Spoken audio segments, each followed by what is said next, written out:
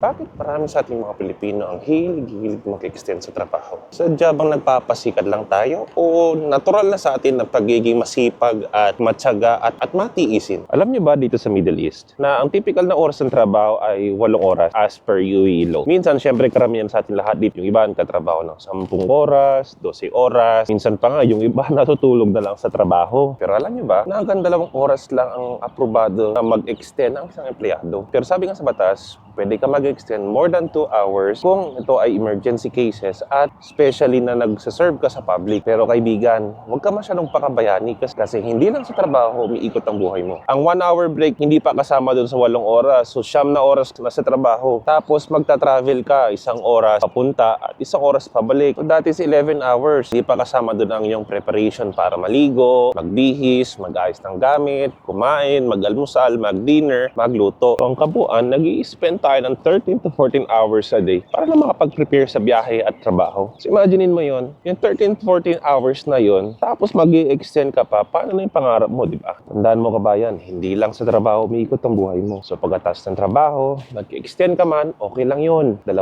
oras, pero tama na yun kaibigan. Yung iba pa nga dyan, nagsa-side hustle, di ba? Kaya tandaan mo, walang permanente dito. Lahat tayo, panandalian lang. Kaya kung ako sa'yo, pagkatas ng trabaho, sikapin mong buuin ng mga pangarap mo.